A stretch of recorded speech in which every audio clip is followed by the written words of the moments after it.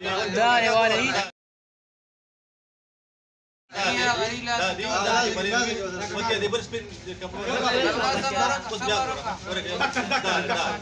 علیکم.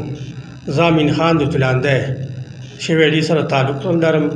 ما سره د اختر نه مخکې ورونو بایوګانو د ظلم یو انتها شوې ده. کپړې کې ما او دو پیسې راغونډوم، یو دکان باندې ګرځم، سپلای کوم، بیا پیسې راغونډوم. ما اخر کې د شوی روډ او د ډاګر روډ نه پیسې راغونډې کړې او په د ثوابه مردان روډ باندې را روانم. یو کس دی کې راغی، ما ته وی چې یاره تا خو دا کپړې ګنده دي او په ما باندې سپری وکړه. زه بیا نیم پوه شوې، بس ګنګوسم جومات طرف ته لاړم. ما خپلې کپړې پاکولې، چې کپړې مې چې وکتې نو هغه لمدې وي او کسان د دې نه مخکې نور هم راغلي. زه یې ډاج کړم چې یاره ستا کپړې ګندې دي، ستا داسې. او چې مې وکتل نو زما بنین ایسته و، هغه بنین بنیان کې زما چې بنین کې واسکټ کې زما پیسې 4.5 लाख روپۍ.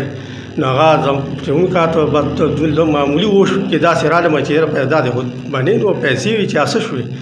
بس بیا یو په ځان نیم پوه شوې چې منډې تړلې مې والیو. نو ما سره ډېره ظلم انتها وشوه او یو خوا بل خوا خلک بیا ځان سره د اډې صدر بوتو خان فراز کاکا او اف آی آر دپاره او د اډې د میډیسن صدر فضل خالق مې بوتو. نو په دغه وجه باندې ما سره تاسو پوره تعاون وکړئ.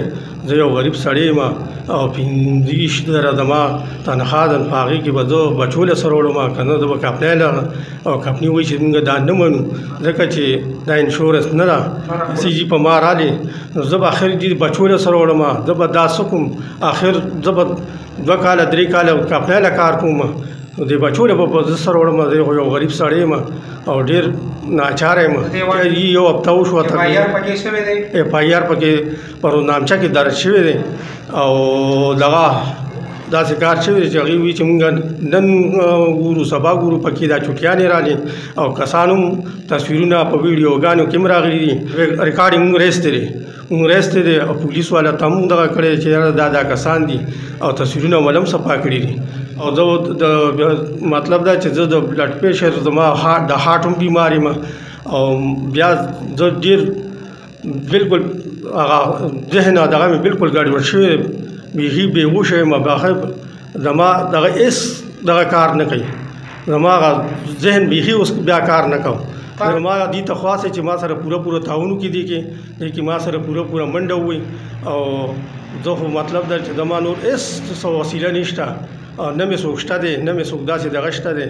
او زما ډي پي او ته او ډي ایس پي او دغه او ایس ایچ او ته ایس ایچ او صاحب راله ډېره تسلي راکړې ده. خو بیا هم زه دا ریکویسټ ورته کوم چې تاسو نه څونه کېږي نو ما سره تعاون وکړئ، پوره تعاون وکړئ. بل ډاکټر ستاسو موبایل نمبر څه دی چې انتظامیه یا داسې ملګري تاسو سره رابطه کړي نو خپل نمبر لږ ووایئ. زما نمبر دا دی 0345 91 288 45 زما نمبر دی. ما سره په دې باندې پوره تعاون وکړئ او پوره رابطه را سره وکړئ چې څه کېږي ستاسو نه. نو د اختر نه 2-3 دی مونږ کره یو مړی نشته او جړاګانې راکره ډېرې دي. ټول اختر هم په جړا تېر کړو، خلکو په خوشحالو تېر کړو او زما ماشومانو چې نه په جړا تېر کړو. مطلب دا دی چې ما سره ډېر زیاتې شوی دی، ډېر ظلم شوی دی. نو تاسو ما سره پوره مرسته وکړئ او والسلام، شکریه.